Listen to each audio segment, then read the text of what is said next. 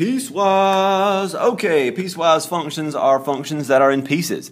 This one has 3 pieces, and these are the constraints on those pieces. In other words, let's grab a post-it note here, a whole stack of them. The top part applies only where x is between -4 and -1, including -4.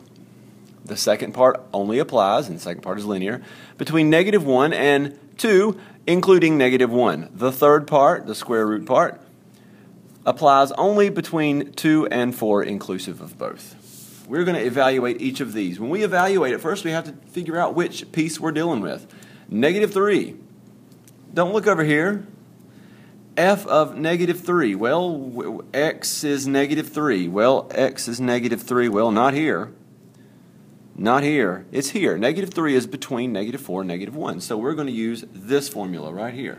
We're going to go x squared plus 6x plus 9, and then we're going to plug in -3. So -3 squared plus 6 times -3 plus 9. I'm not going to use a calculator. If you do use a calculator, put parentheses around that thing. That's 9 minus 18 plus 9. The answer is 0. There we go. Alrighty, evaluate f of 1. Well, 1, let's see, is 1 between -4 and -1? No. Is 1 between -1 and 2? Yes. So plug it in. -2, x plus 3. Well, in this case, x is 1 because they said so. So -2 times 1 plus 3. Don't you dare use a calculator on this one. The answer to that one is 1. Evaluate f of 4. You can see where this is going, right? Okay, is 4 here? No. Is 4 here? No. Is 4 here? Yes. And it is here because it is equal to 4 in this interval. So it is the square root of x minus 2, which is the square root of 4 minus 2, which is the square root of 2, which is approximately 1.414. There we go. Let's graph it. When we graph it, we're going to graph it in pieces. We're going to go one little piece at a time, just like Johnny Cash. It's a Johnny Cash song. It's a pretty good song, pretty cool song. Look it up. Not right now. Here's what we're going to do. I have an idea. It's wonderful. We're going to type that in our calculator. So y equals, if you have any stuff in there, clear it out. If your scatter plot's on, turn it off. So second stat plot, we're going to turn that plot off. And there we go. That plot's turned off. And we're going to hit y equals and type x squared plus 6x plus 9. There we go. And we're going to graph it. Now, if I press graph, you probably won't see much of it because my graph has been readjusted to show a scatter plot. That was the last thing I did on my calculator. Zoom standard fixes that. There we go. We can look at it. Isn't that pretty? It's pretty, but it's still kind of hard to graph based on what we have. So I have a brilliant, wonderful idea. Let's go to the table. Second end table. My table is set to where, table is set, get it, I'm getting hungry. My table is set to where I can scroll around. If it's not, you can hit second and table set. Make sure they're both on auto. All right. What I'm about to draw only applies, post-it note time, only applies between -4 and -1 on the x-axis. Between, see where the post-it note's pointing? -4 to -1. There's -4.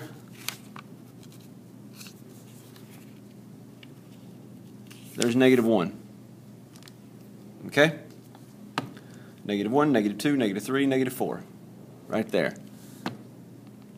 -4 is 1. I'm going to plot a point. -3 is 0, actually. We already figured that out up here. -2 is 1. -1 is 4. -1 is 4.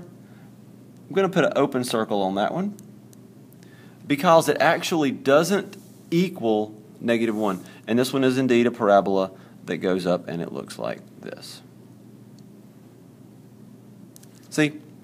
Here's your parabola. But all we cared about was just this portion right here. So we just drew that. So here's your graph. All right, well, Mr. Reader, why in the world did you put a closed circle here and an open circle here? Because it equals at -4. So at -4, sure enough, yep, the graph works. At -1, this graph does not apply. Open circle. Okay, we're going to graph this one, and I know how to graph that. I'm going to use calculator just because I'm going to consistently show you how to do it on the calculator. So y equals -2x plus 3, and we're going to go to the table. And we only care about the numbers between -1 and 2. There we go, between -1 and 2. I'm going to slap this thing down.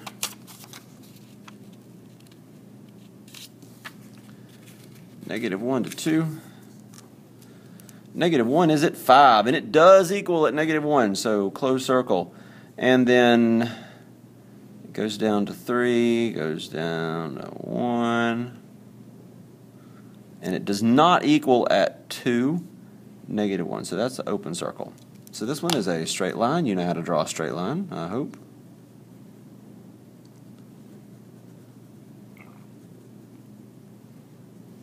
There's the second part. Here's the third part.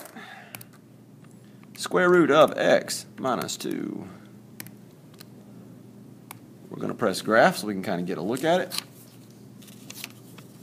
And this thing applies between 2 and 4. 2 to 4. I'm going to press table. 2 is at 0, and it does equal there. 3 is at 1. 4 is at 1.414. It's about here, but it is a closed circle, and it goes like that. Okay, piecewise functions. This piecewise function is kind of crazy, but piecewise functions are very practical, particularly when you're dealing with things like the tax code. Got kind of crazy stuff.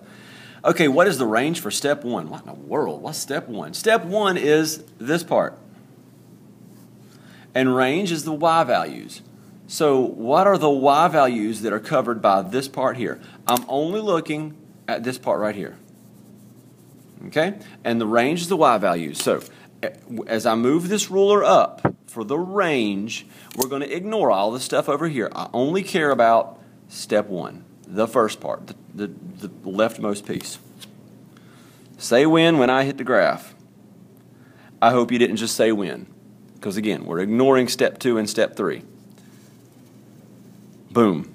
Where is that? That is at 0.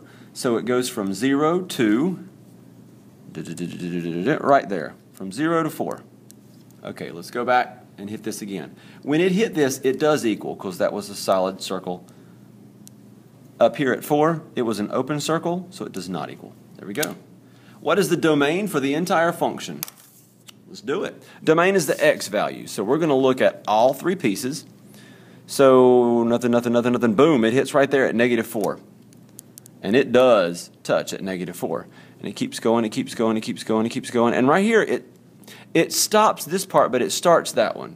So even though there is a discontinuity, the domain does exist. Like it does continue in terms of the function. Like I can plug something in there.